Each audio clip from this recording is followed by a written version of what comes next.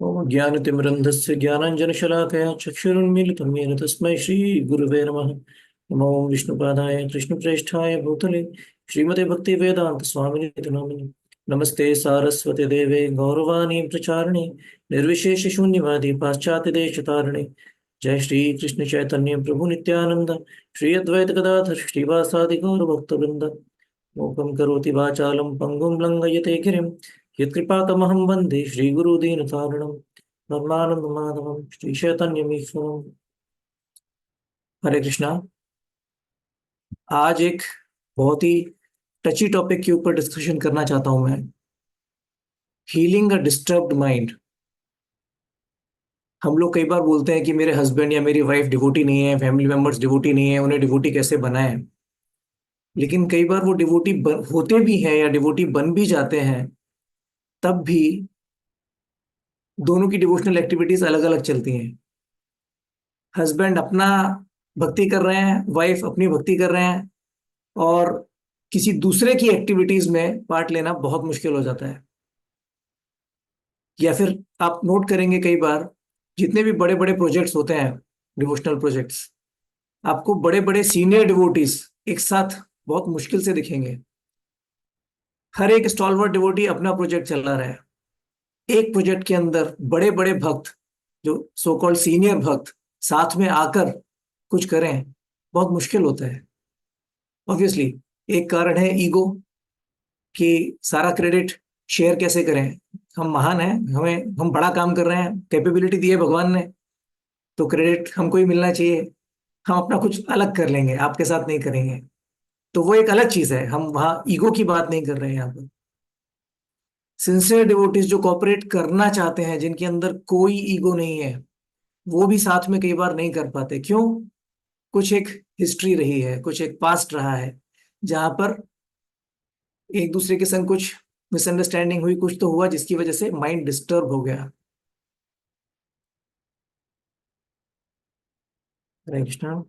या तो कई बार डिवोटीज के सामने जब ऐसा पास्ट सामने आता है ना, तो मुश्किल हो जाता है कि मैं इस भक्त के साथ, मुझे करना चाहिए, मुझे पता है मैं करना भी चाहता हूँ, बट मैं नहीं कर पाऊंगा, मेरा माइंड बहुत डिस्टर्ब्ड है। इस भक्त के साथ में सेवा नहीं कर सकता, बहुत मुश्किल है। जिसको ज्ञान नहीं है, जो इग्नोरेंट है, उसको हम भक्ति का प्रचार कर सकते हैं, बता सकते हैं भक्ति के बारे में। लेकिन भक्तों के साथ क्या होता है, हमें तो सब पता है, बहुत टाइम हो गया है इस्कॉन मूवमेंट में, लेकिन सब कुछ जानते बूझते हुए भी सही चीज नहीं कर पाते, अनकंट्रोल्ड माइंड की वजह से। भक्ति सिद्धांत सरस्वती ठाकुर बोलते हैं कि अपने मन को सुबह उठकर 100 बार जूते से पीटना चाहिए, कंट्रोल करना चाहिए, वरना मन खा जाएगा हमको। और सोते समय भी उस मन को पीटना चाहिए, कंट्रोल में लाना चाहिए। लेकिन हम यहाँ पर उस कंट्रोल में लाने की बात नहीं कर रहे हैं, हम अनकंट्रोल्ड माइंड की बात नहीं कर रहे हैं, हम डिस्टर्ब्ड माइंड की बात कर रहे हैं। वो ऑलरेडी बेचारा पिटा पड़ा है, मरा पड़ा है, उसको और मारेंगे तो फिर कहाँ जाएगा वो। मन कई बार भगवान को समर्पण करना चाहता है, हम उस मन की बात नहीं कर रहे जो भगवान को समर्पण नहीं करना चाहता, उसको तो मार पीट के भगवान की सेवा में लगाना है। हम उस मन की बात कर रहे हैं जो भगवान को समर्पण करना चाहता है, बट इतना परेशान है, इतना डिस्टर्ब्ड है, इमोशनल, इतना परेशानी है। अगर उसको और ज्यादा परेशान करेंगे तो वो कुछ नहीं कर पाएगा। एग्जाम्पल है कि जो स्पोर्ट कोचेज होते हैं, वो जो अपने प्लेयर्स को जब ट्रेनिंग देते हैं, तो बहुत धक्का मारते हैं, बहुत पुश करते हैं। सुबह जल्दी उठो, ये एक्सरसाइज करो, इतने सारे चक्कर लगाओ मैदान के, इतना करो। और प्लेयर्स बहुत कई बार परेशान हो जाते हैं, लेकिन उनके अंदर से बेहतरीन प्रदर्शन निकल कर आता है। लेकिन सेम खिलाड़ी को अगर चोट लग जाएगा, तो कोच उसको खींचेगा नहीं, कोच उसको आराम करने के लिए बोलेगा। बोलते हैं ना, comfort the afflicted, afflict the comforted. जो बहुत ज्यादा आलसी है, आराम की जिंदगी जी रहा है, उसको धक्का मारो, वरना उसका आलस उसको खा जाएगा। लेकिन जो घायल है, उसको आप धक्का नहीं मार सकते। तो हम यहाँ पर एक ऐसे घायल मन की बात कर रहे हैं। और हम किस तरह का ट्रीटमेंट करते हैं, वो फल से पता चलता है, फले न परिचयते। जो प्लेयर्स होते हैं, अच्छी कोचिंग मिलने के बाद वो खुश हो जाते हैं कि हाँ, हमारे कोच ने हमारे अंदर से कुछ अच्छा निकाला। मुझे याद है, एक बार कार्तिक मैथ्स कर रहा था, मुझे पता है उसकी कैपेसिटी, वो क्या कर सकता है। उसका बिल्कुल मन नहीं था, बहुत चिढ़ रहा था। मैं उसके ऊपर बहुत हैवी हो गया, मैंने कहा तू करेगा कैसे, नहीं करेगा तू। बहुत बहुत रगड़ाया मैंने उसे। बट उसके बाद वो खुश हुआ, बोला यस पापा, यू न्यू कि मेरे को उस चीज की जरूरत थी। अगर मैं चिढ़ रहा था, रो रहा था, जो भी था, लेकिन आपको पता था कि मैं ये कर सकता हूँ, तो मैं ये कर पाया, थैंक यू। लेकिन जब वो भूखा होता है तो हम उसे पुश नहीं कर सकते, क्योंकि हमें पता है कि वो भूख टॉलरेट नहीं कर सकता। वो परेशान हो जाएगा, वो दिखाई देता है, उसको पुश करेंगे तो कंट्रोल में नहीं आएगा मामला। तो रिलेशनशिप्स के अंदर कई बार बहुत पार्टीज डिस्टर्ब होती हैं। हम बोलते हैं ना कि किसी ने, एक आदमी गलत कर रहा है, एक आदमी के साथ गलत हो रहा है, लेकिन ऐसा नहीं होता। प्रैक्टिकली अगर देखें, स्पेशली हस्बैंड वाइफ रिलेशनशिप्स में, दोनों ही परेशान होते हैं, दोनों ही दुखी होते हैं। सही कौन है, गलत कौन है? हम कई बार सुनते हैं कि ये जो दुनिया है, the world is a mirror of our own consciousness. जैसी हमारी चेतना है वैसा ही हमें सब कुछ बाहर दिखाई देता है। बट क्या इसका मतलब ये है कि मैं ये मान लूं कि मैं हमेशा गलत हूं? क्या मेरे अंदर कुछ कमी है इसलिए मुझे गलत दिखाई दे रहा है? अगर मैं ऐसा सोचूंगा तो मैं ज्यादा देर टिक नहीं पाऊंगा, हमेशा अपने आप को ही गलत ठहराता रहूंगा, तो मैं ज्यादा देर भक्ति में टिक नहीं पाऊंगा, क्योंकि मैं खुद डिस्टर्ब हूं। एक्चुअली इससे फर्क नहीं पड़ता कौन सही है कौन गलत। हमें पहले ये समझना चाहिए कि हाँ, मैं दुखी हूं और सामने वाला भी दुखी है। तकलीफ को समझना चाहिए, उसको एक्नॉलेज करना चाहिए। We should acknowledge the suffering, acknowledge the pain. और कई बार तो ये पता लगाना भी मुश्किल होता है कि गलती है किसकी। आप हस्बैंड वाइफ झगड़ा हो रहा है और साथ में आप कई बार बोलते हैं चलो यार मिलकर डिस्कस करते हैं कि प्रॉब्लम थी क्या। वो डिस्कशन के चक्कर में और ज्यादा झगड़ा बढ़ जाता है, क्योंकि पता लगाना ही मुश्किल होता है कि मेरी गलती थी या तुम्हारी गलती थी। कई बार आप कन्विंस्ड होते हैं कि सामने वाले की गलती है, कई बार हम खुद ही कंफ्यूज हो जाते हैं, अरे यार क्या इसमें मेरी गलती थी, या क्या इसमें मेरी वाइफ की गलती थी, या मेरे हस्बैंड की गलती थी, ये स्टार्ट कहाँ से हुआ। वो उलझ के रह जाते हैं उसमें, तो उस सब चीज से ज्यादा फर्क नहीं पड़ता। ऑब्वियसली हमें दूसरों के संग गलत नहीं करना चाहिए। कर्मा, खराब कर्मा लगता है, वैष्णव अपराध होता है। अगर हम हम्बल हैं और अपनी गलतियां मानने के लिए तैयार हैं और फिलोसफिकल अंडरस्टैंडिंग हमारी स्ट्रांग है, तो अपनी गलतियां समझना आसान होता है। जब हमें समझ में आता है कि ये जो भी गड़बड़ चल रही है एक्चुअली मेरे संग गलत नहीं हो रहा, मैंने गलत किया है। जो फिलोसफिकल अंडरस्टैंडिंग क्लियर होती है कि हाँ, मैं ही अपनी एंजॉइंग मेंटालिटी या कंट्रोलिंग मेंटालिटी के चक्कर में गड़बड़ कर रहा था।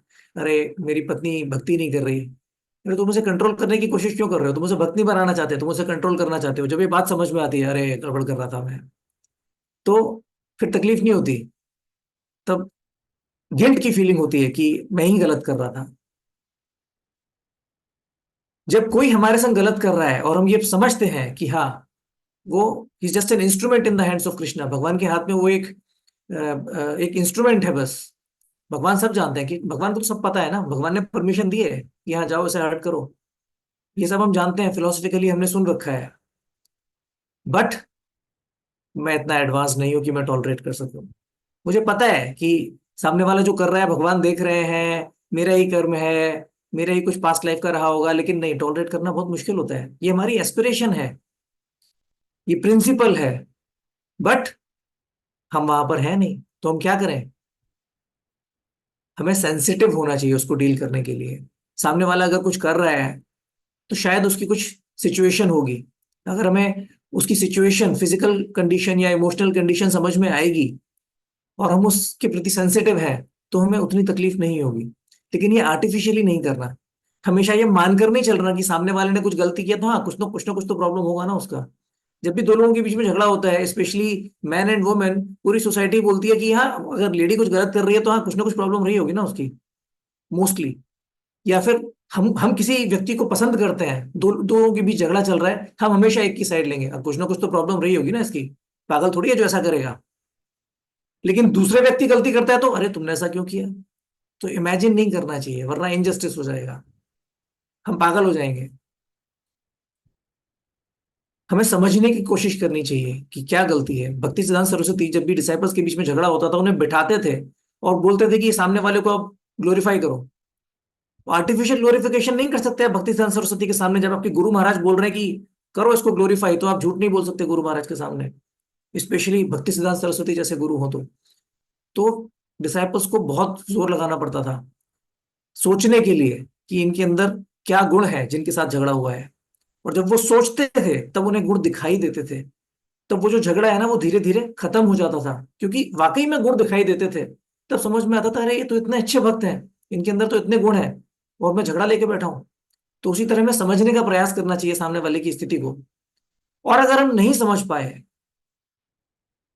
और या फिर हमें लगता है कि नहीं, उनकी ऐसी कोई प्रॉब्लम नहीं है, वो हमें डेलिबरेटली हर्ट करना चाहते हैं, या फिर हम टॉलरेट नहीं कर पा रहे सब कुछ समझते हुए भी कि हाँ मुझे उनकी सिचुएशन पता है, लेकिन मैं टॉलरेट नहीं कर पा रहा हूँ क्योंकि मेरी टॉलरेंस लेवल इतनी नहीं है, किसी भी वजह से अगर हम सिचुएशन को हैंडल नहीं कर पा रहे, तो डिस्टेंस रखना चाहिए ताकि हम और ज्यादा हर्ट ना हो। क्यों? टॉलरेंस की एक लिमिट होती है हमारी, हमें अपनी सिचुएशन समझनी चाहिए, हमारी कैपेसिटी समझनी चाहिए। अगर टॉलरेट करते चले जाएंगे, कर पाए तो अच्छी बात है, लेकिन अगर नहीं कर पाए, आर्टिफिशियली टॉलरेट करते चले जाएंगे, तो हमारे अंदर वो घृणा इतनी भर जाएगी कि एक दिन हम फट पड़ेंगे, चिल्ला पड़ेंगे सामने वाले पर, गुस्सा कर देंगे, कुछ तो ऐसा कर देंगे जो हमें अफसोस होगा अरे ये मैंने ऐसा क्यों कर दिया। तो अपनी इमोशनल कंडीशन को समझना चाहिए, और समझना चाहिए कि अरे कैसी भक्ति है मेरी, खाली दिखावा है।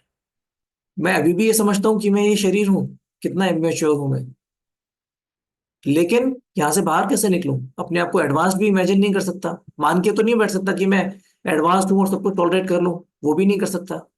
कृष्णा, मैं कितना गिरा हुआ हूं। ये सोच जब समझ में आएगी कि छोटी छोटी बातें मुझे परेशान कर देती हैं, टॉलरेंस है ही नहीं मेरे अंदर, ह्यूमिलिटी है ही नहीं मेरे अंदर, जरा सी बात पर मैं परेशान होकर बैठा हूं, तब हम रास्ता ढूंढेंगे कैसे निकलो इससे बाहर। रास्ता क्या है? भगवान की भक्ति, हरि नाम। तब हम डिटर्मिनेशन के साथ भगवान का नाम ले पाएंगे। हमें समझना चाहिए कि ये जो हमारी कंडीशनिंग्स है ना, ये एक सत्य है। होना नहीं चाहिए वो अलग बात है, लेकिन है, ये एक सच्चाई है। हर किसी का माइंड इम्प्योर है, किसी का ज्यादा प्योर है, किसी का कम प्योर है। हर किसी की कुछ ना कुछ कंडीशनिंग्स है। क्या होना चाहिए उसको साइड में रख दीजिए थोड़े समय के लिए, क्या है उसको समझना चाहिए और उसके साथ डील करना चाहिए। अगर हम सेंसिटिव नहीं है, तो भगवान की भक्ति के बारे में प्योर फिलॉसफी बोलकर हम लोगों को भगवान से दूर ले जाएंगे। मुझे याद है मेरे पिताजी को जब कैंसर हुआ था, आज से 12 साल पहले, और वो अपना शरीर छोड़ने ही वाले थे, बहुत स्ट्रॉन्ग पेन किलर्स ले रहे थे क्योंकि उनके पूरे फेफड़ों को खा गया था कैंसर, और फिजिकल पेन बहुत ज्यादा था। तब मैंने अपने पापा से कहा था, क्या आप मृत्यु से डरते हैं? क्यों डरते हैं? मैं इतना इनसेंसिटिव था, वो मेरी बात मेरे पिताजी जो शरीर छोड़ने वाले हैं उनको इतनी चुभ गई। मुझे नहीं पता वो भक्ति में कैसे आ पाएंगे, कैसे भक्तों को एक्सेप्ट कर पाएंगे। यार ऐसे होते हैं भक्त, इतने इंसेंसिटिव होते हैं। वो मुझसे एक बहुत बड़ी गलती हुई थी। जब व्यक्ति इनसिंसियर होता है या कंडीशनड है, एक केस में कंडीशनड है तो हमें उसको टॉलरेट करना चाहिए, या इनसिंसियर है, इन बोथ द केसेस हम उसको पुश नहीं कर सकते। कोई इनसिंसियर है वो तो भक्त बनना ही नहीं चाहता, उसने तो ठान रखी है भगवान को मुझे शरणागत नहीं होना, तो फिर आप धक्का मार के क्या कर लेंगे? या फिर हमें मान लेना चाहिए कि मैं इतना एडवांस नहीं हूं कि उसके अंदर जो छोटा सा स्पार्क है उसको हवा करके मैं उस स्पार्क को एक एक आग बना पाऊं। मैं हवा करूंगा तो वो बुझ जाएगा, तो मैं दूर ही रहता हूँ। कोई भगवान के बड़े भक्त आएंगे, जब वो थोड़ी हवा करेंगे तब शायद ये जो स्पार्क है, चिंगारी है, ये आग में परिवर्तित होगी। और जो सिंसियर लोग हैं उनके साथ हमें टॉलरेंट रहना चाहिए। जब हम टॉलरेंस दिखाते हैं सिंसियर बट कंडीशनड डिवोटीज के साथ, तो हम अपनी अपनी वैल्यूज के साथ भी कॉम्प्रोमाइज नहीं कर रहे। हम उनको टॉलरेट कर रहे हैं, लेकिन हमें पता है सिद्धांत क्या है, भगवान की भक्ति परम है। तब उनको दिखाई देता है कि हाँ ये व्यक्ति मुझे भी टॉलरेट कर रहा है, but at the same time भगवान की भक्ति भी नहीं छोड़ रहा, तो उन्हें हमारी स्पिरिचुअल वैल्यूज दिखाई देती हैं। वो फॉलो नहीं कर पाते इमीडिएटली, लेकिन जब वो देखते हैं कि हम सेक्रीफाइस कर रहे हैं, हम सेंसिटिव हैं, तो बहुत ग्रेटफुल फील करते हैं, ग्रेटिट्यूड फील करते हैं। और एक दिन वो एस्पिरेशन बनाते हैं कि मुझे भी इनके जैसी भक्ति करनी है, तो धीरे धीरे धीरे धीरे अपनी कंडीशनिंग से बाहर आ पाएंगे। एक दिन दो दिन नहीं, शायद सालों लगेंगे, लेकिन वो बाहर आ पाएंगे अगर हम उन्हें अच्छे से सेंसिटिवली ट्रीट कर रहे हैं तो। और जैसा मैंने बोला, कौन सही है कौन गलत है ये इतना मैटर नहीं करता, लेकिन कई बार हमें लगता है हम सही हैं, और हम सही फिलॉसफी या सही बातों को यूज करके सामने वालों को इतना हर्ट कर देते हैं कि हम गलत होते हैं। फैमिली मेंबर्स को प्रीचिंग कर रहे हैं, लेकिन प्रीचिंग के नाम पर होता क्या है, भक्ति नहीं होती, हमारी ईगो आ जाती है। तुम उठ क्यों नहीं रहे, तुम भगवान का नाम क्यों नहीं ले रहे, तुम कितने माला कर रहे हो। जबरदस्ती डिवोटी बनाने के लिए हम कोशिश करते हैं, लेकिन मेरे रास्ते पर चलो। सच्चाई वो है कि हम उन्हें अपने रास्ते पे चलाना चाहते हैं, वो हमारी ईगो होती है, और हम आड़ किसकी लेते हैं, भक्ति की। बात सही बोलते हैं, लेकिन प्रिंसिपल सही है, एप्लीकेशन गलत है। एप्लीकेशन में क्या होता है, देश काल पात्र, time place and person, specially पात्र। सामने वाले की सिचुएशन क्या है वो तो समझो नहीं। सामने वाला अगर बीमार है, आप उसे धक्का मार रहे हैं उठने के लिए, बात बिल्कुल सही है, ब्रह्म मुहूर्त में उठना चाहिए, लेकिन सामने वाले को बुखार है और आप उसे धक्का मार रहे हैं, आप ध्यान ही नहीं दे रहे कि वो बीमार है, तो वो बोलेगा तुम बात तो सही कर रहे हो लेकिन तुम्हारी चेतना गलत है। तुम जबरदस्ती मुझे धक्का मारकर किसी ना किसी तरह बिठाकर जपा करवाना चाहते हो, तो मुझे भक्त नहीं बनाना चाहते। भले ही मैं एक रोबोट की तरह आर्टिफिशियली भक्ति करूं, तो मैं उससे बढ़िया है कि हाँ देखो, मेरी फैमिली चैंटिंग कर रही है, तो तुम्हें डिवोटी नहीं बनाना हमको। तुम्हें सिर्फ दिखावा करना है कि मेरी फैमिली भी डिवोटी है। ये लोगों को, हमारे फैमिली मेंबर्स को समझ में आ जाता है, और ये उनको बहुत हर्ट करता है। एक बच्चा जिसका मन खेल में लगा हुआ है, हम उसे खेलने के लिए मना नहीं कर सकते। प्रिंसिपल बोल सकते हैं, जब प्रिंसिपल बोल रहा है नो कॉम्प्रोमाइज, कि हाँ ये खेल वेल सब फालतू चीज है, लेकिन आपको खेलना है आप खेलो। उसकी जरूरत है।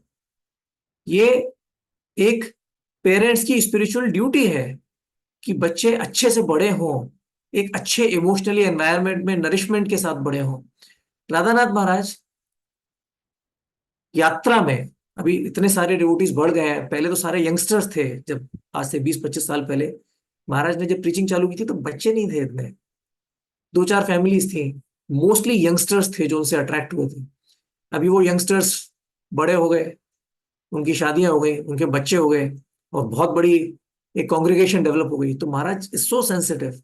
हर यात्रा में एक बच्चों के लिए एक प्ले एरिया होता है, और बहुत बड़ा, जितना बड़ा पंडाल उतना बड़ा खेलने का एरिया। क्यों? बच्चों को फिलोसफी में इंटरेस्ट नहीं है, बच्चे क्या करेंगे। अगर वो मेंटली डिस्टर्ब्ड हैं जब कथा चल रही है, तो वो उस कथा से नफरत करने लग जाएंगे, भक्त कैसे बनेंगे। महाराज इस चीज को समझते हैं। फिलोसफी बहुत स्ट्रांग बोलते हैं, लेकिन पर्सनली आप डीलिंग देखिए, वो किसी को ऐसा ब्लास्ट नहीं करते पर्सनली। सेम फिलोसफी यूज करके सिर्फ व्यासासन पे बैठ के एकदम पक्की फिलोसफी बोलता है। या फिर अगर कोई भक्त स्ट्रांग है, हैंडल कर सकता है, जो क्लोज डिवोटीज हैं उनके, he can be very fiery. हमने नहीं देखा क्योंकि हम महाराज के इतने कभी क्लोज नहीं जा पाए, लेकिन वो व्यक्ति को देखकर डील करता है।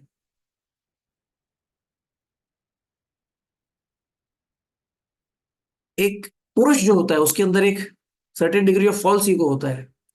जो एक स्त्री होती है उसके अंदर थोड़ी एंजॉइंग मेंटेलिटी ज्यादा होती है, घूमना फिरना शॉपिंग, वो पुरुषों के अंदर नहीं होती। दोनों के अंदर सेंस ग्रेटिफिकेशन की डिजायर है, अलग अलग तरह से। उसको सेटिस्फाई करना चाहिए टू सर्टेन डिग्री, वो जरूरी है। नहीं तो उनका मन इतना परेशान हो जाएगा, वो सही सही रास्ते पे चल नहीं पाएंगे, सही एडवाइस फॉलो नहीं कर पाएंगे। इसीलिए तो गृहस्थ आश्रम में आए हैं ना। कुत्ता बहुत भौंकता है तो रोटी डालनी चाहिए। अब आप बोलोगे नहीं कुत्ते को नहीं भौंकना चाहिए, कैसे भौंक रहा है, नहीं डालेंगे रोटी। अगर आप अहंकार पकड़ के बैठ जाएंगे तो सब गड़बड़ हो जाएगा। गृहस्थ आश्रम जो आश्रम का सिस्टम बनाया गया है, वो इसीलिए बनाया गया है ताकि हमारी जो दशा है, जो मेंटल कंडीशन है, हम उसको भी सेटिस्फाई कर सकें, उसको ध्यान में रखकर हम भक्ति में आगे बढ़ पाए। एक तरफ एक व्यक्ति अपनी नेगेटिविटी से जुड़ा हुआ है, और एक तरफ हमारे साथ उसका रिलेशनशिप है। अगर उसका रिलेशनशिप, उसका बॉन्ड जो है उसके अनर्थ के साथ ज्यादा है, और हमारे साथ कमजोर है, और हम उसे पकड़ के खींचेंगे, तो कौन सा धागा टूटेगा। हमारे रिश्ते का धागा टूटेगा, क्योंकि अनर्थ के साथ धागा जो है वो ज्यादा मजबूत है। तो क्यों उस धागे को तोड़ना है, पहले उस धागे को मजबूत बनाना है। इतना प्यार देना है कि वो रिश्ता इतना स्ट्रांग हो जाए, उसके बाद जब हम खींचे ना तो सामने वाला छोड़ दे अपने अनर्थ को। लेकिन हमें पैम्परिंग नहीं करनी। पैम्परिंग और सेंसिटिविटी में बहुत थोड़ा डिफरेंस है, और डिफरेंस एक्शन में नहीं है, डिफरेंस हमारी कॉन्शियसनेस में है, और वो सबसे ज्यादा मैटर करता है। पैम्परिंग का मतलब है आप एंजॉयमेंट के लिए बने हैं और मैं आपको एंजॉयमेंट दूंगा, जाओ एंजॉय करो, ये है पैम्परिंग। सेंसिटिविटी का मतलब है, या ध्यान के टेकिंग केयर का मतलब है, आप एंजॉयमेंट के लिए नहीं बने हैं, लेकिन एंजॉय करे बिना रह भी नहीं पा रहे, फंस गए हो, तो चलो थोड़ा एंजॉय कर लो, मैं तुम्हें दूंगा एंजॉयमेंट, बट मैं चाहता हूं कि तुम यहां से बाहर निकलो, और मैं तुम्हें बाहर निकलने में मदद करूंगा। ये होता है टेकिंग केयर। ये हमारी मानसिकता होनी चाहिए। जो एक वास्तव में जो भक्त होता है ना, वो धीर अधीर जना प्रिय। धीर और अधीर दोनों तरह के व्यक्ति एक सही भक्त को, अच्छे भक्त को प्रेम करते हैं। क्यों? क्योंकि वो किसी को परेशान नहीं करता। धीर को भी परेशान नहीं करता और अधीर को भी परेशान नहीं करता, लेकिन फिलोसफी भी कॉम्प्रोमाइज नहीं करता। सनातन गोस्वामी के पास जो शिव भक्त थे, जो पारसमणि मांगने आए थे, तो क्या सनातन गोस्वामी ने उनके संग प्रचार किया, स्ट्रॉन्ग फिलोसफी बोली, अरे क्या तुम पारसमणि के पीछे पड़े हो, तुम्हें नहीं पता हरिनाम में कितनी शक्ति है? कुछ नहीं बोले। अपने एग्जाम्पल से दिखाया कि तुम पारसमणि लेके जाओ, मैं हरिनाम कर रहा हूँ। वो अपने आप लाइन पे आ गया व्यक्ति, अरे इनके पास तो पारसमणि से भी ज्यादा कुछ है। नारद मुनि चित्रकेतु महाराज के पास जब गए, उन्हें बेटा चाहिए था, तो क्या उनको ये बोला कि ये मोह माया से बाहर निकलो, क्या तुम बेटा बेटा कर रहे हो? नहीं, ये पता है बहुत ज्यादा फंसा हुआ है।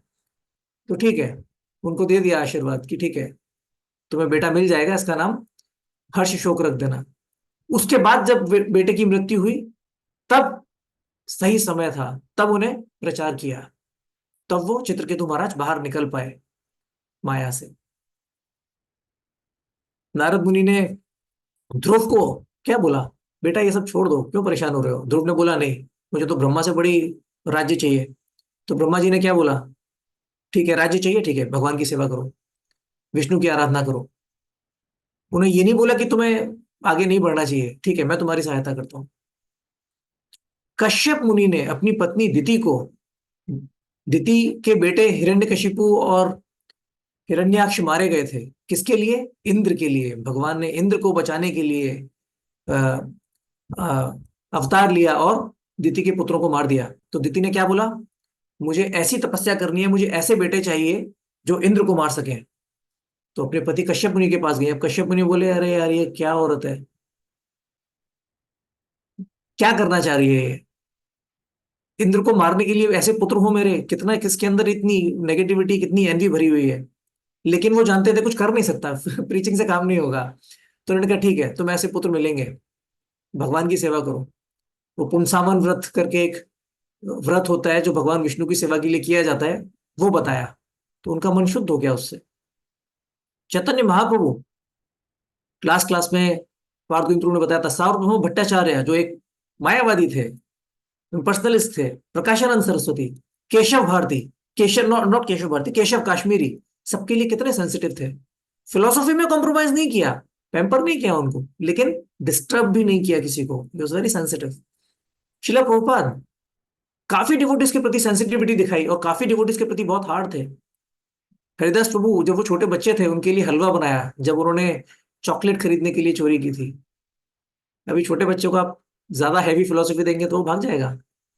लेकिन भक्ति तीर्थ महाराज ने जब बोला कि प्रभुपाद आपके मूवमेंट में भेदभाव होता है, क्योंकि वो ब्लैक बॉडी थे भक्ति तीर्थ महाराज, तो फिर वो हैवी थे। बोले अगर तुम ये सोचकर परेशान हो कि दूसरे भक्त ये समझते हैं कि तुम शरीर हो, तो तुम भी अपने आप को शरीर ही मान रहे हो ना, तुम में उनमें फर्क क्या रह गया? तुम भी उन्हीं की तरह गलती कर रहे हो, यू आर ऑल्सो नॉनसेंस। तो भक्ति तीर्थ महाराज को लगा कि हाँ, बात तो सही है, मैं परेशानी में हूं, लेकिन मुझे इससे बाहर निकलना पड़ेगा अपने आप, मैं शिकायत नहीं कर सकता। क्योंकि वो भक्ति तीर्थ महाराज थे, इसलिए प्रभुपाद ऐसा बोल पाए, किसी और को नहीं बोलते वो, क्योंकि भक्ति तीर्थ महाराज को टेक इट, तो गुरु अंडरस्टैंड्स किसके साथ कैसा ट्रीटमेंट करना चाहिए। बेस्ट एग्जाम्पल इज करदम मुनि और देवहूति। देवहूति ने करदम मुनि की क्या सेवा करी है। और पूरा अपना सौंदर्य खो दिया। राजा की बेटी थी, बट एंजॉयमेंट की डिजायर्स बहुत स्ट्रांग थी उनके अंदर। उनको था कि हाँ, मुझे एंजॉय करनी है लाइफ। और करदम मुनि को ये बात समझ में आई। करदम मुनि जैसे साधु ने, जिनको कुछ फर्क ही नहीं पड़ता, कंप्लीटली रेनाउंस्ड, उन्होंने क्या किया? 100 साल तक देवहूति के साथ लाइफ एंजॉय करी, क्योंकि वो देवहूति की नीड थी। और फिर उसके बाद चले गए। और देवहूति को पछतावा हुआ, अरे ये मैं कहाँ फंसी हुई थी, लेकिन वो जरूरी था, वरना वो उस चीज से बाहर नहीं निकल पाती। हमारे जूम के अंदर भी ये बहुत ज्यादा रेलेवेंट है। हमारे जूम के अंदर भी कितने डिवोटीज हैं जो अपने हस्बैंड या वाइफ के साथ बैठते हैं? 160 डिवोटीज हैं। हार्डली 10, 15 या 20 पेयर्स, कपल्स साथ में बैठकर जब कर रहे हैं। या तो हस्बैंड हमारे साथ बैठे हैं, या सिर्फ वाइफ हमारे साथ बैठी है। इसमें कुछ केसेस ऐसे होंगे जहां पार्टनर डिवोटी नहीं है, लेकिन बहुत सारे केसेस ऐसे होंगे जहां पार्टनर डिवोटी है। लेकिन मैं जूम में नहीं बैठूंगा। कुछ लोग ऐसे हैं जो एस्पायर कर रहे हैं, मैं जूम में बैठना चाहता हूँ, तुम बैठती हो या तुम बैठते हो, बहुत अच्छी बात है। मैं भी एक दिन बैठना चाहता हूँ, मेरी अभी उतनी कैपेसिटी नहीं है। लेकिन कुछ ऐसे भी हैं, तुम ही बैठो जूम में, मुझे नहीं बैठना। दे आर हर्ट, क्योंकि कहीं ना कहीं इतनी स्ट्रांग साधना करने के चक्कर में हमारा सेंसिटिविटी से कॉम्प्रोमाइज हो गया है। हम अपने लाइफ पार्टनर के प्रति थोड़ा इंसेंसिटिव हो गए हैं, शायद अपने बच्चों के प्रति थोड़ा इंसेंसिटिव हो गए हैं, स्पेशली माता जी। क्योंकि आपकी इमोशनल कैपेसिटी और रेस्पॉन्सिबिलिटी दोनों ज्यादा है फैमिली के प्रति। और उसमें अगर आप इस समय बैठ जाएंगे, ऑब्वियसली मुझे हमेशा लगता है माता जी इसके लिए बहुत ज्यादा डिफिकल्ट है, हेड्स ऑफ टू माता जी जो बैठती हैं। बट एक डेंजर भी है, कहीं ना कहीं कुछ गड़बड़ तो नहीं हो रही, कुछ कॉम्प्रोमाइज तो नहीं हो रहा। तो उसके लिए हमें काफी सेंसिटिव होना चाहिए और सोचना चाहिए कि क्या आज मुझे वाकई में जपा में बैठना चाहिए, मेरी सेवा क्या है, क्या भगवान को ज्यादा संतुष्टि देगा। राधानाथ महाराज जब इंस्ट्रक्शन दिया था, तो आनंद वृंदावन प्रभु को बोला तुम मुझे 7 दिन टेम्पल में दिखने चाहिए, किसी दिन नहीं दिखे तो मुझे समझूंगा तुम माया में हो। लेकिन जब उनका बेटा हुआ था, तब तुलसी माता जी को क्या इंस्ट्रक्शन था? हफ्ते में एक बार आओ, बाकी दिन अगर मुझे टेम्पल में दिखी तो मैं समझूंगा तुम माया में हो, क्योंकि तुम अपने बेटे का ध्यान नहीं रख रहे। और आज देखिए उनका बेटा क्या सेवा कर रहा है। मतलब ना दिन का होश ना रात का होश। इतने बड़े बड़े फेस्टिवल जो कभी हिस्टोरिकली जिस लेवल पे सेलिब्रेट नहीं हो, कितना सेवा कर रहा है वो। क्यों? तुलसी माता जी का सेक्रीफाइस। तो कभी माताओं को ये नहीं सोचना चाहिए कि अरे मैं साधना नहीं कर पा रही। हमें समझना चाहिए हमारी साधना है क्या, सही साधना क्या है। मैं नहीं कर पा रही, लेकिन अगर मैं किसी को वो इमोशनल नरिशमेंट दे पाऊंगी तो कल को मेरे बच्चे क्या कर पाएंगे। और हमारे पास ऐसे भी बहुत एग्जाम्पल्स हैं जहां बच्चों को वो प्यार नहीं मिला। पेरेंट्स स्टॉलवर्ट डिवोटीज, और बच्चे कहाँ हैं? देखने से शायद डिवोटी लगते भी नहीं है। वो मानते हैं कि ये रास्ता सही है, ऐसा नहीं है कि अवर्स हो गया, कुछ लोग तो बिल्कुल ही अवर्स हो गए। कुछ लोग मानते हैं कि हाँ फिलोसफी आपकी सही है, लेकिन मुझे जो बचपन में प्यार मिलना चाहिए था, इस कृष्णा कॉन्शियसनेस की वजह से मुझे वो नहीं मिला। वो हाथ में जप माला लेते हैं और रोते हैं कि नहीं मुझसे नहीं होगा। एक डिवोटी है, बहुत बड़े कीर्तनिया है, लेकिन वो जप माला जब हाथ में लेते हैं ना, उनका दिमाग परेशान हो जाता है, वो नहीं कर पाते। क्यों? क्योंकि बचपन में उनके साथ अच्छा ट्रीटमेंट नहीं हुआ। Parents both stalwart devotees, chanting कर चैंटिंग कर चैंटिंग कर।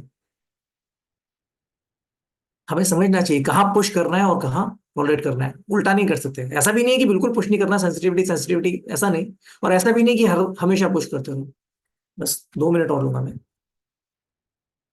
तो हमें, अगर हमसे पास्ट में कोई गलती हुई है, अभी ठीक है, अभी समझ में आ गया, चलो सेंसिटिव होना है, लेकिन पास्ट में तो हमने गलती कर दी। और वो जो अ, मन डिस्टर्ब है ना, वो इतनी जल्दी हील नहीं होता।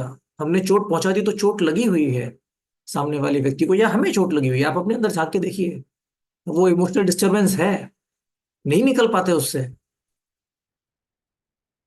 अगर आपके पार्टनर ने आपको सपोर्ट नहीं किया है कई साल, कि आपके संग कुछ गलत किया है, उसके बाद वो माफी मांग भी लेते हैं ना, तब भी अगर वो पूरी भड़ास नहीं निकली है ना, तो डिफिकल्ट जाता है। अगर आपकी वाइफ ने आपको सपोर्ट नहीं किया, भक्ति में आने में 10 साल लगा दिए, और उसके बाद कई सालों के बाद, कई सालों से माला कर रही है, रात को अगर आप देखेंगे, आज उसकी माला नहीं हुई है, आज वो माला कर रही है लेट क्योंकि वो बीमार है, पूरे दिन में माला नहीं कर पाई, तो कहीं ना कहीं एक इस गंदे से मन में एक विचार आता है, अब समझ में आया तेरे को, अब करके दिखा। मैं भी स्ट्रगल करता था ना, तुमने सपोर्ट नहीं किया मुझे उस टाइम जब मैं भक्ति कर रहा था, आज तुम भक्ति कर रही हो, तुम स्ट्रगल कर रही हो, एक मन में आता है कि मैं सपोर्ट नहीं करूं। क्यों? क्योंकि वो माइंड हर्ट है, इतना डिस्टर्ब्ड है। उसके लिए हीलिंग बहुत जरूरी है। अगर किसी भी तरह के नेगेटिव थॉट्स हैं, हम जानते हैं ये भक्त बहुत अच्छा है, पहले गड़बड़ करता था लेकिन अभी बहुत अच्छा है, ये बहुत अच्छा है, बट समहाउ किसी न किसी तरह से इसने मुझे हर्ट कर दिया है, तो नेगेटिव थॉट्स आते हैं। वो नेगेटिव थॉट्स बहुत ज्यादा डेंजरस है। आप एक बहुत ऐसे डिवोटी के साथ सेवा कर रहे हैं जो बहुत ज्यादा लेफ्ट राइट सेंटर बहुत क्या बोलते हैं तड़फड़ है। फॉर एग्जाम्पल आनंद आनंद वृंदावन प्रभु के साथ आप सेवा कर रहे हैं, और वो सेवा में बहुत पक्के हैं, उन्होंने कुछ तो ऐसा बोल दिया या कुछ कर दिया जो बात बिल्कुल सही है, लेकिन आप नहीं ले पा रहे हैं, तो बहुत नेगेटिव थॉट्स आएंगे। उसको समझना बहुत जरूरी है। या तो आप दूर हट जाइए, समझिए मेरी कैपेसिटी नहीं है, गुरु बहुत फायरी होते हैं, गुरु के बहुत ज्यादा पास नहीं जा सकते आप। या तो आप अपराध करेंगे, या फिर गुरु को साधारण समझ बैठेंगे, या फिर गुरु अगर फायरी है तो आप इमोशनली हैंडल नहीं कर पाएंगे। गुरु का जो टेम्परामेंट है, बुक डिस्ट्रीब्यूशन, प्रीचिंग, टेम्पल खोलो, ये करो, आप ज्यादा पास चले जाएंगे तो परेशान हो जाएंगे, तो परेशान होकर अपराध करने लगेंगे। तो थोड़ी सी दूरी बनाकर रखनी चाहिए अपनी कैपेसिटी के हिसाब से। और जो गड़बड़ हो चुकी है पास्ट में, उसके लिए कुछ ना कुछ स्टेप उठाने चाहिए, स्पेशली जो हमने दूसरों के साथ किया है। माफी मांगनी चाहिए, लेकिन आर्टिफिशियली नहीं, प्रॉपर अंडरस्टैंडिंग के साथ। और कभी जरूरत हो तो उन्हें अलाउ करना चाहिए कि हाँ आप मुझे हर्ट करो, निकाल लो अपनी भड़ास।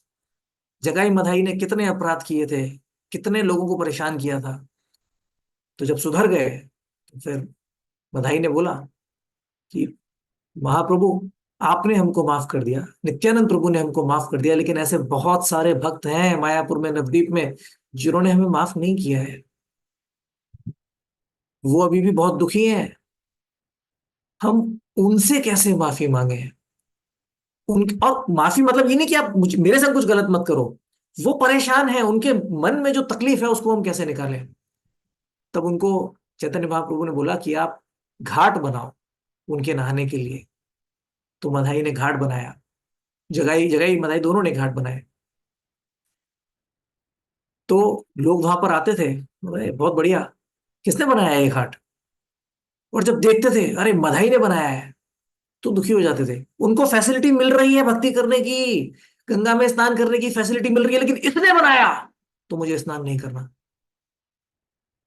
बहुत अच्छी फैसिलिटी मिल रही है भक्ति करने की, लेकिन ये फैसिलिटी किसने दी? अरे इस व्यक्ति ने मुझे हर्ट किया था, इस डिवोटी ने मुझे पास्ट में हर्ट किया था, नहीं चाहिए मुझे फैसिलिटी, नहीं करनी मुझे भक्ति, क्योंकि ये मुझे फैसिलिटेट करेगा तो नहीं करूंगा भक्ति, इसके प्रोजेक्ट में सपोर्ट नहीं करूंगा। जिस प्रोग्राम में जिस मंदिर में ये डिवोटी जाता है मैं वहां नहीं जाऊंगा, मुझे इस मंदिर से लेना देना ही नहीं है। छोड़ देते हैं हम, उठाकर पत्थर मारते थे मधाई को। फिर मधाई उस पत्थर को उठाता था, उस डिवोटी के पास जाता था, बोलता था दोबारा मारो, अभी आपकी भड़ास निकली नहीं है, अब पूरा अपने आप को तृप्त कर लो, मुझे मारते रहो इस पत्थर से। और जब ये भावना वो भक्त देखते थे, और वो भक्त कोई अपराधी व्यक्ति नहीं है जिनको भक्तों को मारने में मजा आता है, लेकिन है तकलीफ है अंदर, जब ये भावना वो देखते थे, तब फिर वो मधाई को हृदय से क्षमा कर देते थे, हृदय से माफ कर देते थे। तो वो फॉरगिवनेस हमें ढूंढनी है। ऐसा नहीं कि हमारा स्टैंडर्ड है, मैंने माफी मांग ली, मैंने पैर छू लिए, मैंने सॉरी बोल दिया, अभी सामने वाला माफ क्यों नहीं कर रहा, और उस पर मैं गुस्सा करूंगा माफ क्यों नहीं कर रहा, सॉरी बोल तो दिया ना यार। नहीं, मेंटल कंडीशन समझो आप, वो जरूरी है, भड़ास निकालनी है लोगों के मन से ताकि वो भक्ति कर पाए शांति से। लेकिन सबके साथ नहीं करना है ऐसा। जिसकी वो मेंटल कंडीशन नहीं है, वो आपका फायदा उठाने की कोशिश कर रहा है, हर किसी के सामने आप झुकेंगे तो आपको लोग कुचल के निकल जाएंगे। तो उसके लिए बहुत बुद्धि चाहिए, विवेक चाहिए, इंटेलिजेंस चाहिए। और जो सिंसियर डिवोटीज होते हैं ना, वो नहीं चाहते कि हम उनको पैम्पर करें, उन्हें पैम्परिंग नहीं चाहिए। सिंसियर डिवोटीज को कभी पैम्परिंग नहीं चाहिए होती, क्योंकि वो जानते हैं लाइफ का जो गोल है ना वो एंजॉयमेंट नहीं है। वो नहीं चाहते कि आप उनकी एंजॉयमेंट में हेल्प करो, और हाँ हमें एंजॉय करना, आप हेल्प करो पैम्पर करो, नहीं चाहते वो।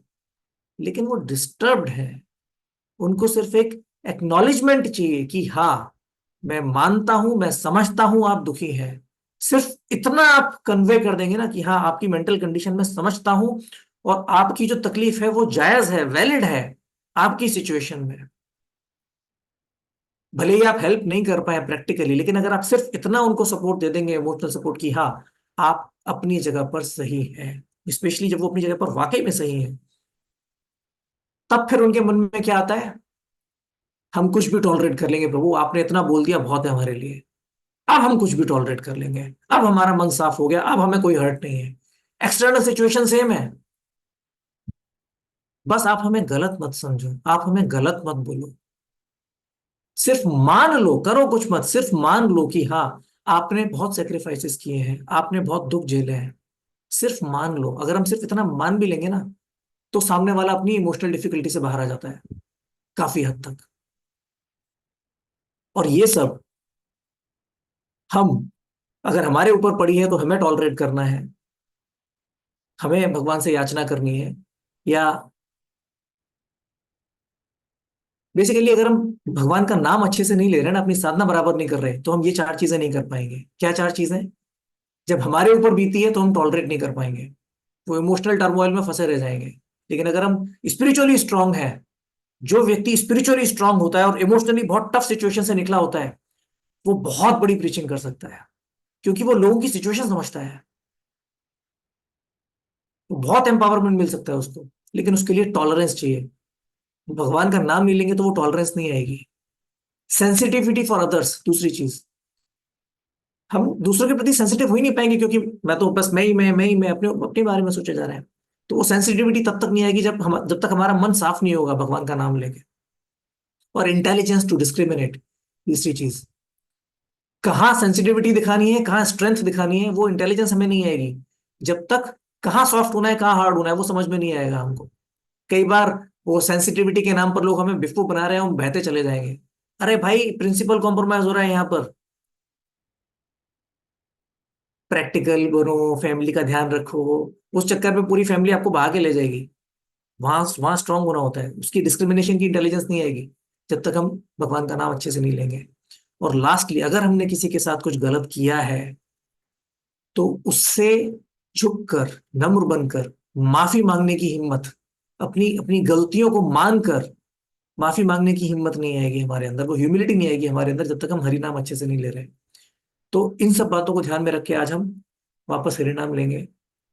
और मुझे क्षमा करिए, मेरे अंदर भी ये चीज आती जा रही है अभी। Next time I will ensure I will close the class at 5:45। Hare Krishna.